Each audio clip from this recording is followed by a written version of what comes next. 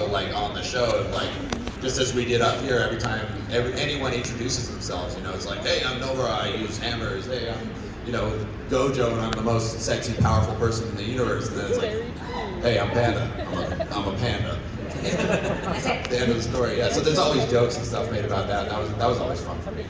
Yeah, I think what I'm taken by is that the dialogue from JJK is so like snappy and whip smart, and it whips you from one end of the spectrum to the other, from like action to almost like body horror to like insanely like weird niche humor. Yeah, super goofy, and I love being able to play against all those styles. Just being able to like feel like only go on my feet as an actor, like, that's really cool, and I love doing that. Yeah, to that point, like, you know, we go from Yuji being like, my name's Yuji Tadori, I'm into girls like Jennifer Lawrence, it's a pleasure to meet you, to like the last conversation that he and Kugisaki have when they're walking through that forest after they, like, basically Yuji just killed what he learned, spoiler, season 1 spoiler, just when he learns what he killed was basically like, it's not a curse. Yeah, it was not a curse. That he was a human. Yeah. And you have this like really grounded moment where a person is like feeling what it feels like to go through something that's really traumatic. And then like, you know, 10 episodes earlier they're like, Tokyo! Yeah. So it's a challenge to like bring the right amount of silliness and also like depth and pathos. Yeah. Yeah. And it's a great challenge, and I love doing that. Yeah. Well, yeah, I mean, what would be tonal whiplash in another show really seems, I mean, it's remarkable how seamless it is, oftentimes, you know, with these really extreme tones. Yeah, and you mentioned body horror, my gosh. Some of the stuff with, you know, a certain BFF, it's too bad.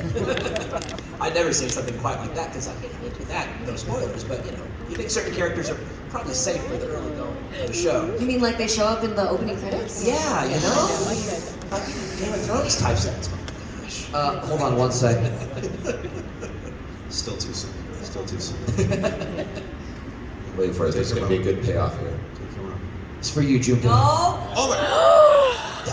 It's for my boy Junpei. Just had to pour one out for the homie. Just Just had to pour one out for the homie. Mop it up. I'm like looking around for the stage manager who's R.I.P. No one is gonna slip. Oh my god! Do you know what I used to do for a living? Slip and fall? I used to investigate those kinds of cases all the time. Well, this one would be obvious because I just did it right in front of you. on camera. Good luck finding a witness. Case closed. R.I.P. my boy. Gone too soon. Too soon. Episode 11? Come on, count it up. Yeah, well, okay, I will say this. For the JJK Zero movie, from what I said last time, that was the first time I had to put on pants, so that was challenging, right? I've never voiced Gojo with wearing pants before that, so it was a very difficult transition. And never since. Never since, yeah, absolutely. But for me, I guess I'm fortunate in that, you know, Gojo has a very like laid back horror about him, right? So he's not significantly challenged by a lot of stuff.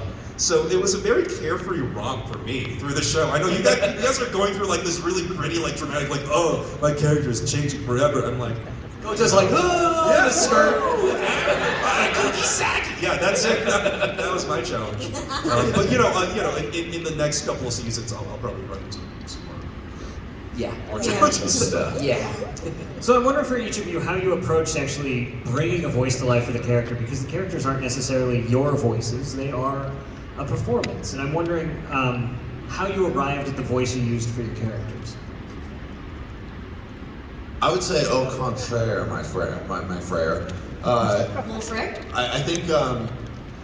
I think the casting directors and the director of this show have done a great job of casting people who are very much like their characters.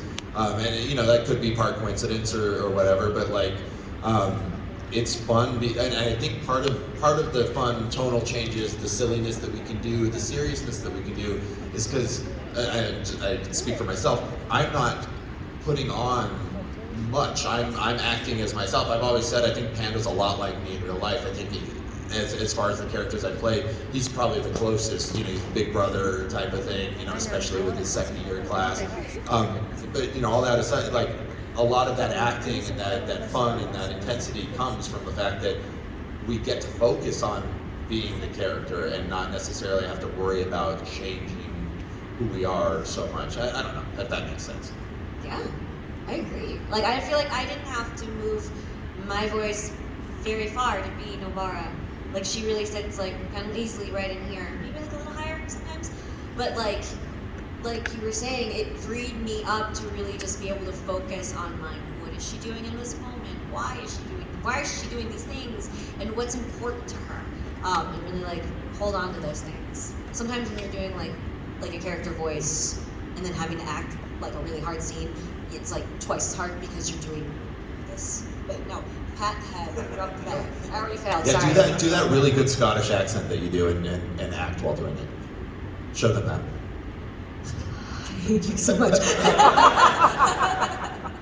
Yeah, I think what's kind of interesting with anime specifically is like, you know, you're acting to something that has already been created visually.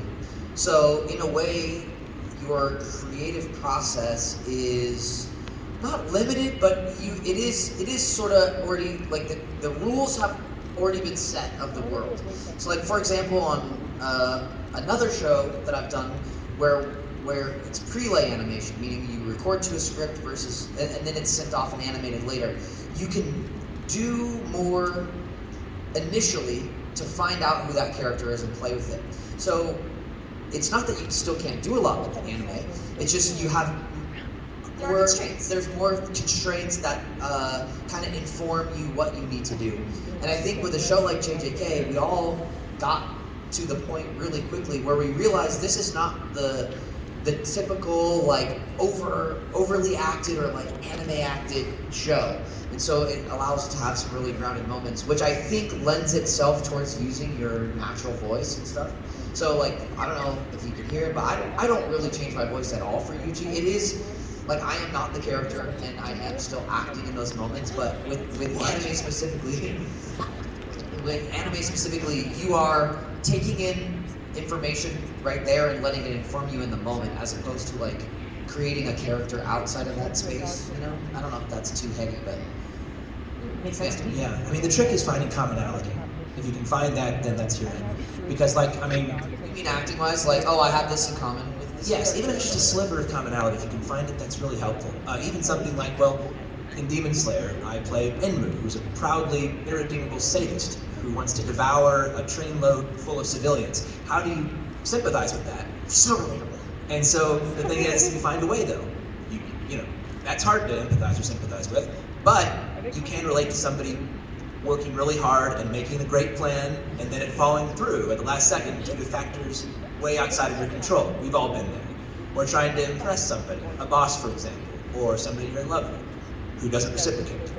Most of us have been there. I don't know what that means. So you just have to find that sliver of commonality. And in JJK with Kamo, you know, he's kind of the fun police essentially on the Kyoto team. You know, he's trying to keep all these crazy Type A personalities in check. Kind of like Robin in the original Teen Titans. You know, he's trying to rein everybody in. Yeah. But the deal with him though is that, you know, so at first I was like, oh yeah, he's kind of, you know, he's the straight man to all these wacky characters.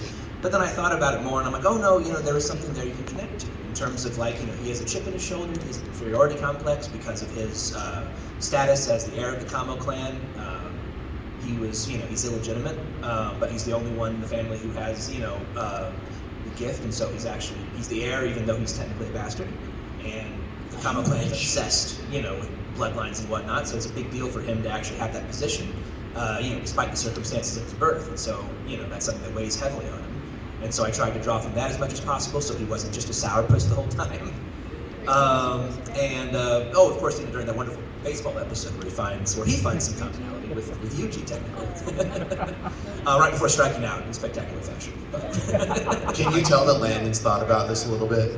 No, I'm like so fast. I feel like a lot of the character creation when you're an actor, right?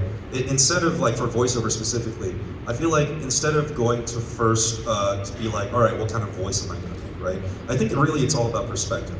And it really doesn't matter if you feel like your range is limited. Like, I'm gonna give this example, and I'm not saying this person I'm about to talk about does not have a limited range. He's amazing, right? So, Johnny Bosch in Bleach as Ichigo, right? Same voice as his character in Fate Zero, the serial killer, right? Perspective, right? He's looking at the world through a different lens. Same voice, but completely different character. So if you're an actor, if you're a voice actor, your first thing to go to should not be like, ooh, what will my voice sound like? It should be, well, how do I view the world? What does my character think? How does he absorb information? What is his ideology, et cetera, et cetera. Then you'll find that the voice comes to you. How close to a panda bear? How close to my sorry. How much bamboo did you eat in preparation for that? I mean, constantly. I mean, that again, commonality. It's so It's in important. my refrigerator. What's made working on JJK special for each of you as opposed to any of the other projects you've worked on? I have to look at Gojo's face a lot now. Like, I treasure and hold dear to my heart every time a fan gives me like a gift or like an art piece of Gojo, and I don't throw any of them away. I keep them in my house, but they are stacking up, and there's a couple of them in my bathroom now, and it's really weird. Like, it's really Did Marcy weird. put them there? Huh? Did Marcy put them there? Yes, of course she did. Yes, absolutely she did. She's trying. I'm not gonna talk about that one section, but she's trying to. She's like, she and I have collectively just filled our house, and like I don't have the heart to like store any of them yet. So now I just have no choice but like walk into the kitchen. There's a Gojo. Walk into the bathroom. Gojo's watching you pee. All right, cool. He always was. Always will with be. those Well, and not baby to, blue eyes. not to get too sappy, but we have all become very close friends. I mean, that doesn't happen on every show. We have gone to the most, speaking for myself, I've gone to the most cons with these people. You know, I've stayed at Adam's house when I'm in his town. I didn't know. Yeah, snuck into his back door is always unlocked. No, but you know, like, we text, we talk all the time, we have group chats. You know, this has afforded us new friends that we didn't have before, and that's special. That doesn't, like I said, that doesn't happen with every cast, with every show. So you know, that's definitely something that I treasure. Yeah. I think Jujutsu Kaisen was besides that, Jujutsu Kaisen was the first anime that I did that I like really got into as a fan as well. Like, I've read the manga, I've fully caught up. I'm like all in on this IP, and that feels really special to me. Like, to be not only a part of it, but also like heavily invested in it. And that I can share that with fans, like when I get to meet them, and we can like talk about, oh, did you read this in the manga? And, oh, I know what's coming up. We can commiserate about this if you want to commiserate with me. But yeah, that's really special, and I hold that dear in my heart. Frankly, yeah. I mean, and you're seeing this also with Chainsaw Man too, where there are these, you know, all these movie references. JJK has a ton of pop culture references. That's kind of fun, especially though with, I mentioned the body horror. My gosh, you know, it's like very, it's very Cronenbergian anime in a lot of ways with the body horror, in ways that are very creative, but also pretty grotesque and nightmare-inducing. But yeah, gnarly is the word. But as a fan of horror anime, yeah, it's right up my alley. When I first got cast, I went back and watched, you know, the first half of the season, or the first half of the first season, and I was like, oh yeah, this is my jam. This is gross. Yeah. This is gross. I love it. Yeah, I think it's like it's every actor's dream to be working. First of all, to have work to do, and then from there, there's like tiers of amazingness that just keep happening, and it goes from like, okay, I want to be working. I want to be working on a show that I like. Okay, I want to be working on a show that I like, that the fans like, and then I want to be on a show that I like, that the fans like, but that like is everywhere. And I can be walking in the wild and see someone in like a t-shirt from the show. And JJK like slaps all those boxes. Like, it just hits them hard. I want to walk into Hot Topic and just be surrounded by myself. Yeah. Well, it's cool. Love I mean, it It's really really is cool. cool. It's like a total dream job because, like Ann said, it's like it's like instant community. It's like if I'm walking down the middle of the street and the show is so popular that I'm walking past someone in a Yuji shirt, and I'm like, yo, what's up, dude? I voice Yuji. And he's like, what? And then now we just like have a conversation. To me, that's like so cool. But when you're on a show that you really like, and not only that stuff, but that hits all those check boxes, and is also creatively fulfilling with in-depth characters, amazing story, characters that aren't like your typical shonen characters. It's just like, there's no misses here. You're really proud of the work that you're doing, you're really proud of the show that you're on, and you're also getting to participate with the fandom in something that's like really, really big and cool. So it's been amazing. Speaking of participating with the fandom, we've got some folks over here waiting to ask some questions. No questions. Okay. Go ahead. We can just talk about Clone Wars. Oh, yeah. No, let's take questions. Okay. Oh, there's a spotlight. Yeah, who's working that? Where are you? Well done. And I just want to remind everybody, no personal requests, and keep it to questions. I'm not accusing you specifically, but those folks behind you look shady. Yeah. You know who you are. Hello, I have a random question about, so a lot of the titles of anime and manga get translated to English language. So I was wondering if you ever like walked around calling Jujutsu Kaisen Sorcery Fight, or would you like to? So the That's a really translation niche is question that Sorcery Anne Fight. definitely gets. Oh, I get it. Yeah, English translation of Jujutsu Kaisen is Sorcery Fight. So Which like, would be a super lame title. that would be super lame. I can see Sorcery Fight. Fight. Keep it in Japanese. Yeah. Hi, I play Yamara Kugisaki in Sorcery Fight. Yeah, fast.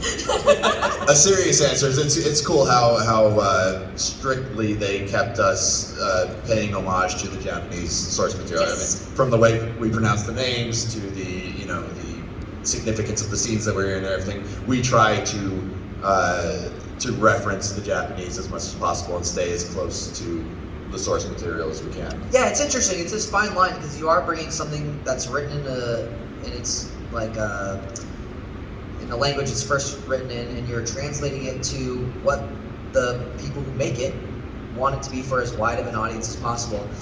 While it is super important to keep it as close to the the source material, you also have to figure out where you are supposed to take liberties. It's cool that this show does things like in Japanese where it's like they say Jennifer, like Yuji's into girls like Jennifer Lawrence, obviously easily translatable. But I think it's also cool that they kept some things like I won't pour any more water out on the stage, but talking about my boy Junpei again.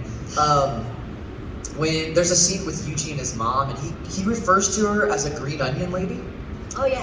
Which is actually like it's just like a Japanese like phrase, like it's a saying. It's a Japanese saying, but it basically means like a homemaker or a housewife kind of thing. But the fact that like that wasn't translated, you kind of get some stuff that is more honorary of the source material. I think is really cool because then you can like. I like when I watch something and I'm like, oh, I don't know what that means. Let me go look it up. Yeah, it forces you to think a little extra harder. Another point of engagement for the show. It's kind of cool. Okay, next question.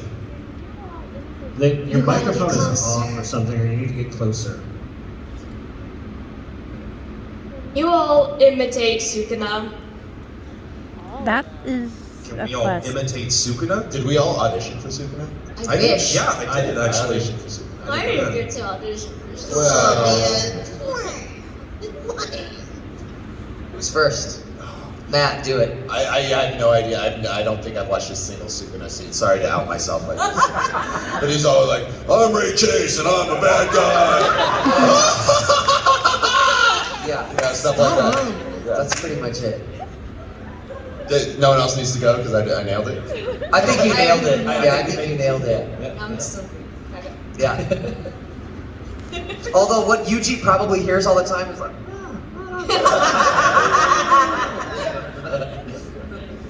Okay, next question. Hi, I was curious, are there any characters from any manga that haven't been animated or anime that haven't been dubbed that you guys would particularly like to voice? Yes. KG Yeah. has a list. Do you have a There- minute? actually, it is in the process of being animated. Delicious in Dungeon. Is it really? It is in the I process just read the of being first one. animated. I love it. It's so good. Oh my It's God. so good. I will voice anyone in that show. I don't care. I will voice a random like cave troll. I will voice a random slime. Honestly, I same. love that series, and if I get to audition for it, I will be very You happy. just made my day. Holy crap. Kaiju number 8, is that getting an anime? Oh, officially? that's right. Yeah, Kaiju yeah, number 8, Yeah. Once again, I would play a tree or a kaiju tree. Anything they want. Yeah, I'd be happy to be involved. Oh, Witch Hat Atelier? Oh my god, it's so beautiful. I would love to play anyone. Anyone! Give me anyone. I think Beam in Chainsaw Man would be really fun. I love Beam! I love Beam. I was gonna say Beam and Chains Maps. I don't have a future thing, but I was lucky enough. I was a huge fan of Made in Abyss. Just huge fan. I love the manga, and I love the first season of the anime. And I reached out to the producers and said, hey, I don't know if season 2 is coming around, but we got this whole like Scorched Sun saga thing going on. I would love to be a part of it. And so season 2 has started to come out now, and I got to be Gabaru, the big robot guy in season 2. So yes. Hashtag humble brags. Hashtag humble. No. Just saying, Please, man, manifest. I did have a goal. I got it. I'm done. I'm retiring. Long story You short. had a good run. If you could voice any other anthropomorphic animal that spoke, like what animal would Oh you yeah. pick? So I've been an alligator. I've been a panda. I've been a dragon. What's the next one on the list? You know, I literally had this thought today. If I could be an otter in something, like, I would love that. Just like either me being a silly, like what you would imagine maybe an otter sounding like, or me just being, Matt Rudd being an otter, but he's like this little cute otter, and he just, that'd be cool. You should be a rat sensei. Rat Rat Sensei. Sensei. Yeah. Like, That'd be a good fit. Splinter? I was gonna beat around the bush, but yeah, I would love to be drag it Splinter. down. I'd love to be Splinter. But yeah, no, I definitely have joked about I want to corner the market. I've also got an anthropomorphic bird character that I've been playing. And, I'll take all of them. Okay. Next question. This might seem like a silly question, but There's what no such thing. is We'll your see about that. what is your favorite line in Jujutsu Kaisen, whether it be voiced by your character or another character?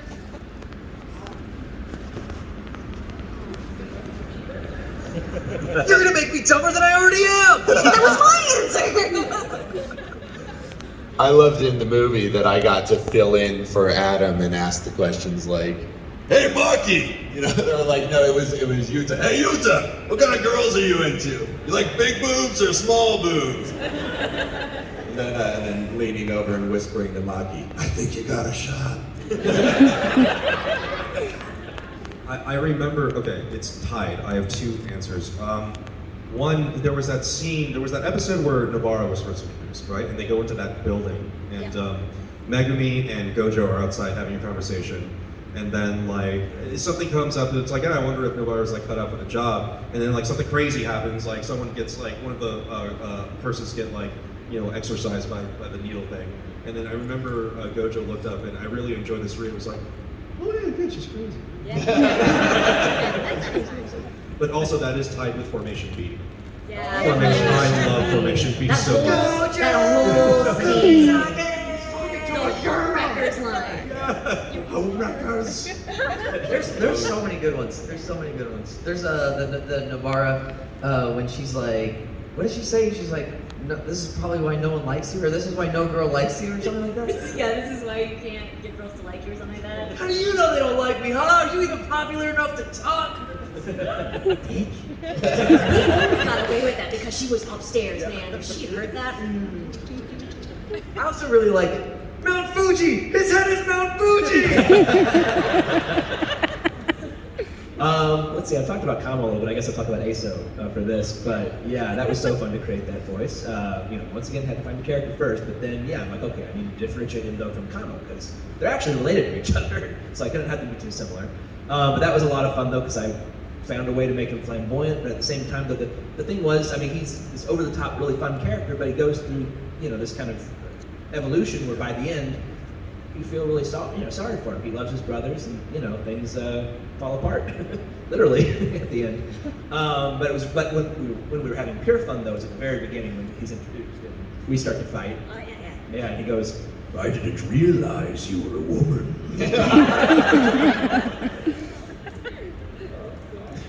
Okay, next question. What was one of the hardest scenes for you to film because you kept laughing? Formation B. Yeah, that episode 23 Juju Stroll was just, I mean, first of all, we had done 22 previous Juju Strolls, and then this one comes out of the blue, and I just remember being like, what the actual heck? Like, this is just unhinged. Okay, next question.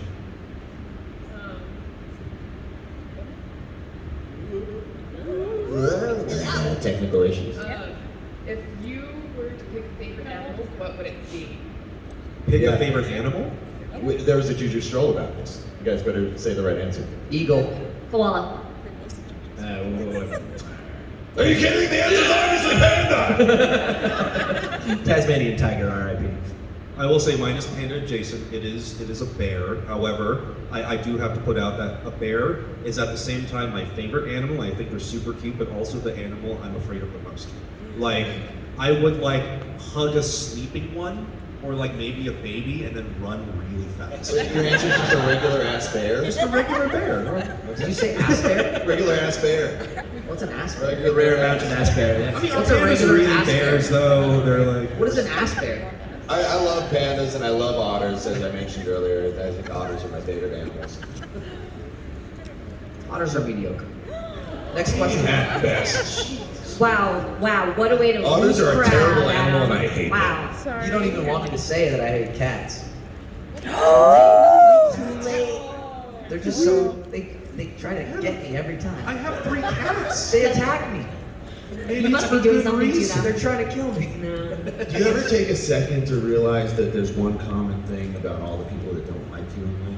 You're the common thing. They're all cats? They're all cats. Yeah. I just want to point out this is the plot of a movie from 1977. Is it called Cats? Called The Uncanny. With Peter Cushing. The cats are out to get him and no one will believe it. It's you, Alex. How many people in here were, what year did you just say? 1977. How many people in here were alive during that time? Raise your hand. All right, there's your demographic. We're looking at 2 people. These cats. Keep those pop culture references coming. Has anyone seen The Uncanny? No, not even the 2 Stony people who were alive silence. during that Stony time. silence. Okay, Peter next. Cushing was in better movies in 1977. He was. He's Next Grandma question, Charlie, please. for those who don't know. Who messed up the most and on what scene? It was always Matt. No, Matt constantly messes up everything. Not just in the show, everything. in life. I'm a terrible reader and a terrible actor, and so yes, I was gonna say the answer was me as well. No, the good thing about that is there's no way to know the answer to that question. We all do it alone. We're all alone. Yeah. In our closets crying. Michael Sorich is the only one that can answer that Yeah, It's question. true. And then the answer is him. Yeah, exactly. That's his fault. If you had to wager, you'd all put the money on that. Yeah. Yeah. Yeah. I would bet truthfully- on myself in that. No, I mean, I was obviously joking, but if you're asking me seriously, then it's Matt. Okay, next question. Who is the one that was the prankster? Who pranked everybody else? Well, because we recorded all by ourselves, like, we didn't really have. I spend a lot of time pranking myself. Yeah.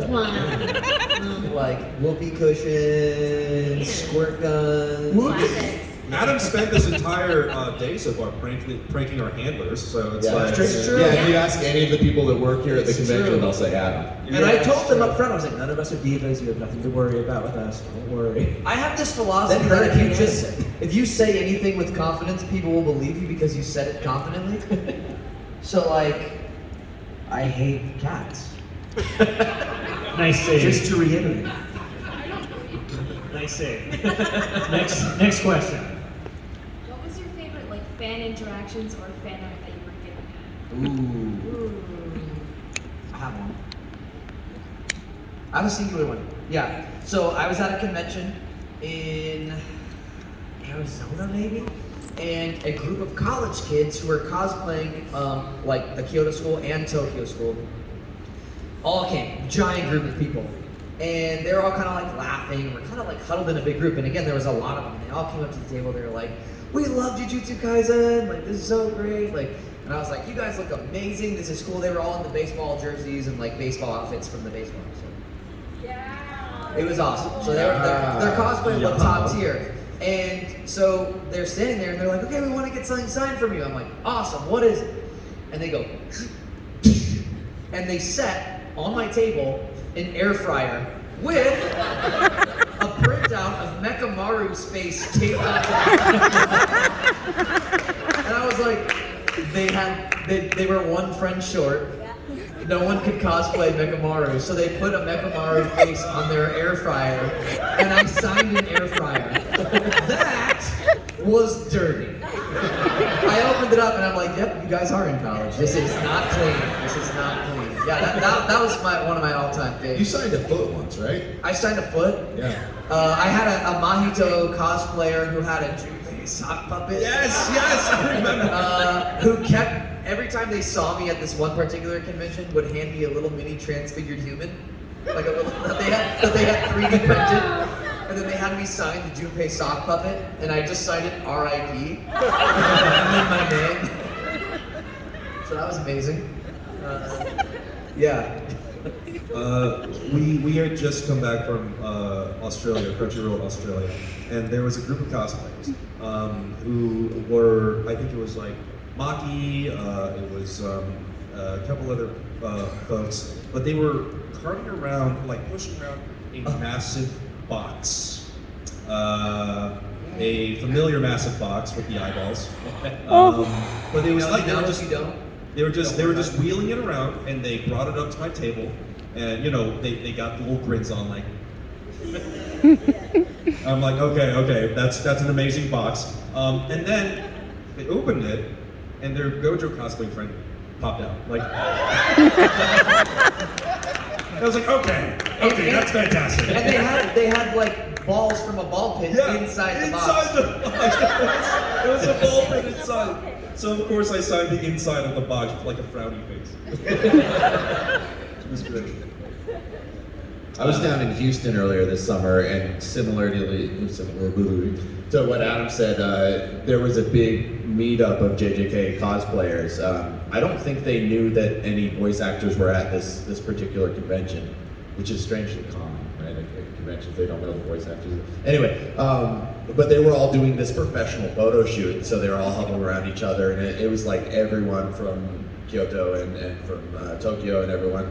And they had a professional photographer and everything, but they didn't have a Panda cosplayer there. And so as they're all taking their pictures, I walked up behind them, and as everyone was focusing for it, I was like, "Hey, you gonna do this whole photo shoot without Panda?" And everyone turned around, and the photographer's clicking away the whole time. So this is all documented and everything. But like, we had a really. And then Matt picked up the Maki cosplayer by her legs, swung her around, and then just launched her. Yeah, sat on a few people, and then I laid down, and they all ate sushi off of me. No, none of that's true. But that was a really fun experience to have them all get really excited that I snuck up behind them and have all the photographs to take home with me. It was good. Mine's just really mine's just really zappy. I met this lovely fan at Acon. Yeah, it was Acon, and she got a print or whatever. But then she came back after our panel, and she gave me a copy of Volume 3, which is the one that has the bar on the cover. She's like, would you like to have this? And I was like, thank you. And I was like, would you sign it for me? So she signed an inscription for me. Aww. Did she write Yuji as my favorite, actually? Yeah. How did you know? It's obvious. My heart Yuji. Let's see, for ASO, I actually once signed a very beautiful, it was a parody, I guess, of one of the Magic Mike movies. They had a poster. And it was ASO, showing off his 8-pack. But also, though, what I liked about it was not show accurate, it was manga accurate, which meant he had the thumb. And I was like, that's attention to detail. One I like Japanese adaptation I was happy to see go. Let's go to the next question. Was there a scene that was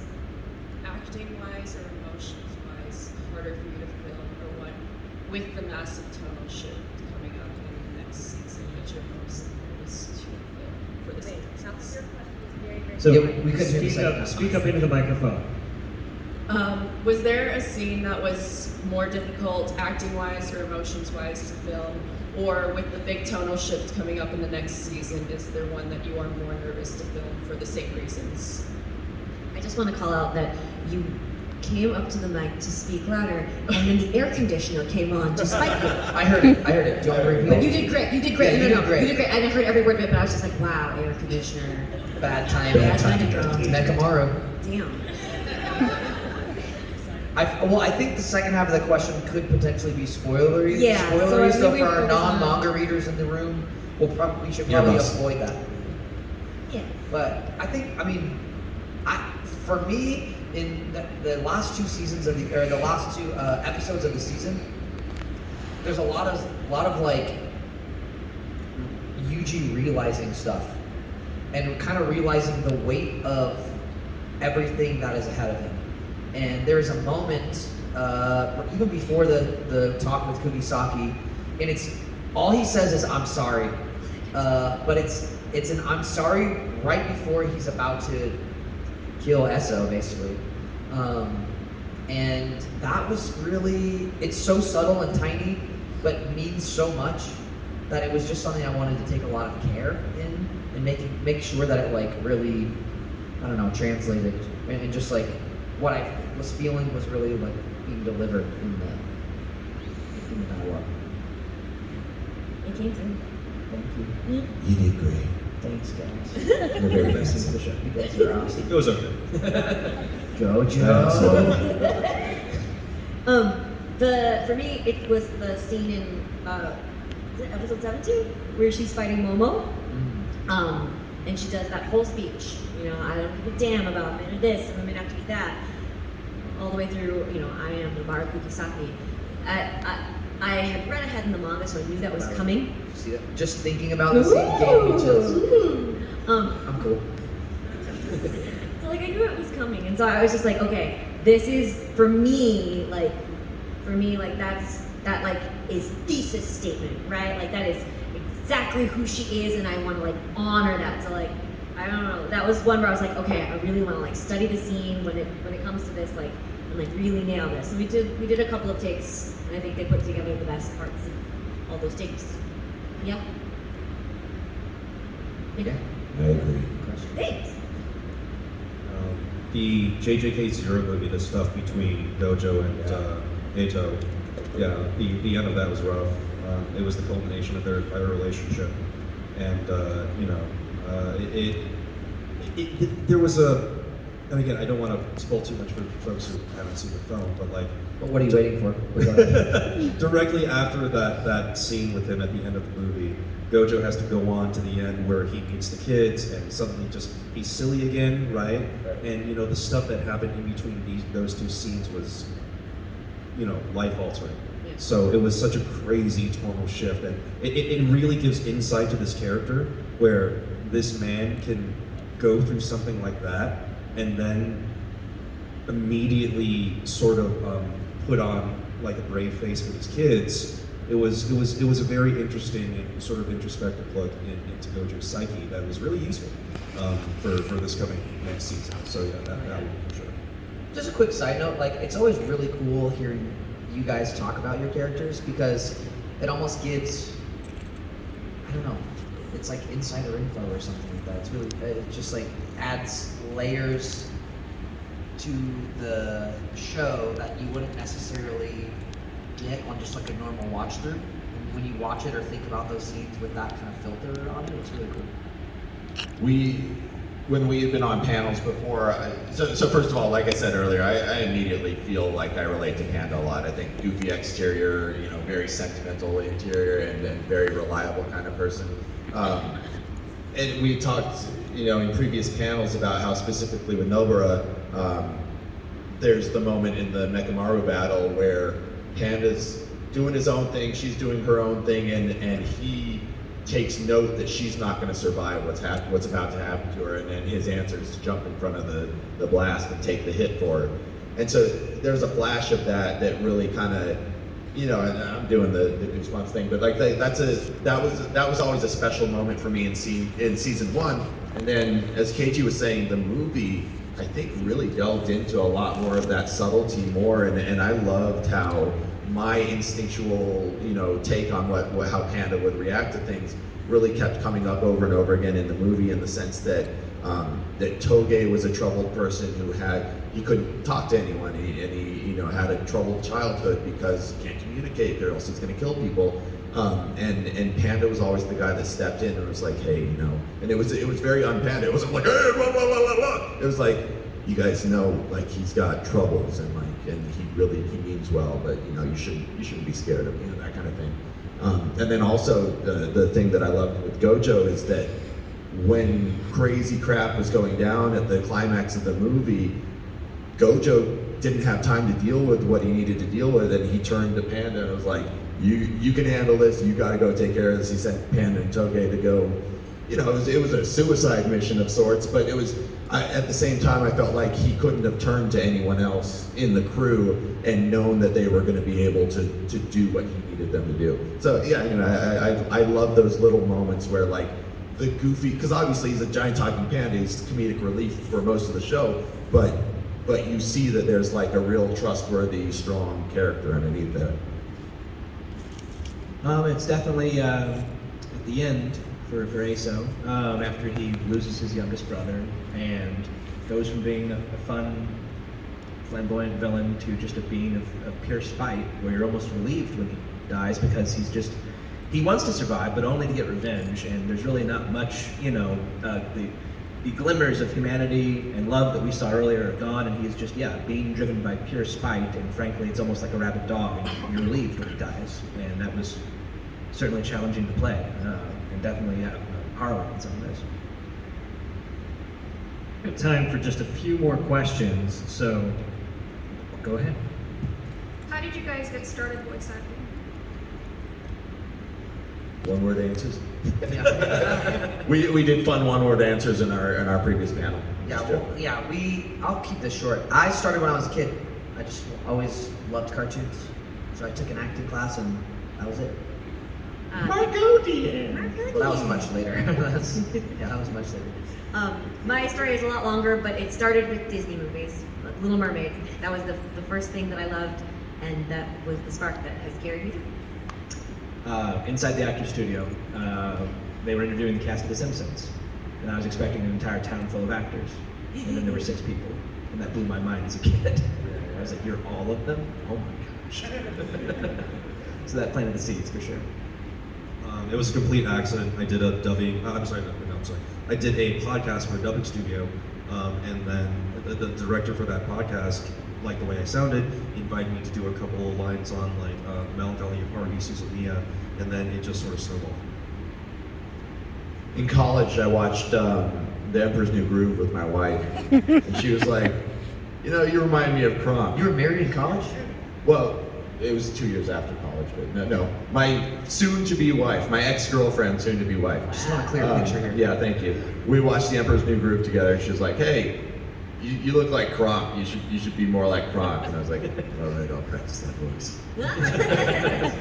Can I ask how old you were when you were watching Inside the Actor's Studio? Because I just imagine like a 6-year-old. 1977, I told you. I just gotten out of the Uncanny. I thought Peter Cushing was cool, but wow, you know, voice acting though, that's where it's at.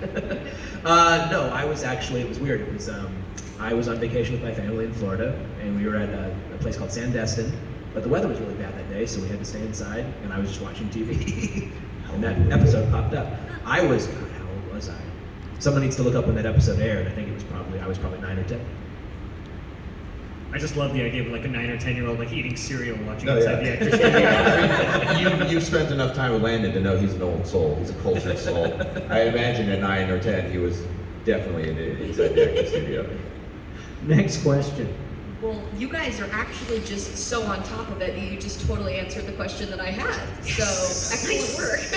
Quick, come up with another one. Too late. I've already walked away. So, if you guys were to revoice a popular role, what would your choices be? Like any popular role? Yeah, your pick. Chucky. If you think Chucky. It's my favorite horror monster, and I would like to voice him someday. So yeah, I would go back and voice Chucky. If I retired from voiceover tomorrow, I would go back and abridge all the Chucky movies. Fandom. Yeah, fandom. it's the wrong shoes to fill with Mark Hamill taking the seat right now. I'm gonna have to fight Mark Hamill. This is He's old. He's old. Gojo, Yeah, by the he's way. old. I He's can- the I got it. strongest. I would love to get a shot at like Colossus and the X-Men, that sort of thing. I'd love to be that character. Oh gosh, a Batman villain for sure. Which one? Probably the Riddler, I would say. There hasn't been like a definitive Riddler voice. That'd be fun. Yeah. One of the Disney princesses. Ooh. Maybe Ariel. Audio. For me, it would be either Mikey or Donnie from the Ninja Turtles. I played Donnie in Smite. I played Donatello in Smite. Yeah. Stop bragging, Delaney. We were talking about me. sorry. Hey, you've gotten to be in Star Wars though. This is true. That's true. Yes. This is true. Trade-offs. Adam, I'm shocked to hear you say Mikey or Donnie. Instead of Michelangelo or Donatello? No, like instead of Leonardo. I mean, I would be happy to play any of the Ninja Turtles. And there would not be a complaint or like I wish I'd gotten a different one. I mean, Leo would be fun, but I just think my voice lends itself towards Donatello. My personality lends itself towards Michelangelo, so it would be an easier cast than a Leo or a Raphael. Your looks are I've more like thought about Splinter. this. I said your looks are more like Splinter. Whatever, you look like Krang. Oh. Or Mutagen Man. You want to go toe to toe with me on Ninja Turtles characters? Yeah, and there's no better way to end this there. So I want to ask, you'll all be around in the Artist Alley booth for the rest of the show? Yes, not today. We're done today. We'll be here tomorrow. We'll be here Sunday. Come see us. If you guys think of a question, come talk to us. We also have amazing prints, things like that you can buy and all that. And I feel terrible. There's one more person. out there. Okay, Can we do we've got one more All right. minute. What's your Thanks quick so much, you question? guys. Let's do it. Make it a good one. No pressure. Hello. What's your guys' favorite movie? Favorite movie? Of all time? Let the right one in. The Scandinavian version. It's one of the best vampire movies ever. Yes. Everything Everywhere All at Once. Yes. So recency bias then? Recency bias, do you think? Or that's your, for sure, all-time favorite It movie? supplanted Eternal Sunshine of the Spotless Mind. Oh my. I think it's awesome. This was supposed to be a short one. Okay, mine's They're not gonna weird. get this. It's Face Off with Nick Cage. I'm sorry. I'm sorry. It's just it's so bad good. I hate to see you go, but I love to watch you leave. I could eat a peach for hours. It's So good, so good. Landon? I'm gonna cheat and say Kill Bill: The Whole Bloody Affair because it was filmed all at once. It was intended originally to be a one long movie, and if you view it that way, I think it's the best movie of all time. We should have a viewing party and make each other watch each other's movies. Mine's 4 hours long. I'm sorry. Mine's a tie. Mine's a tie. Karate between Kid. No, Three Ninjas. Oh, that's close. I was damn close. The original with Rocky Colton Tum Tum, and Home Alone. Two faves. Solid. Two faves. Have you seen Surf Ninjas? I love Surf Ninjas. Come on, Surf Ninjas, Ninjas. so good. All right. Anyway, sorry. And on that note, thank you all so much for being on this, answering questions for us. Thank you all for being in the audience, and thanks for coming out to the Thank you so much.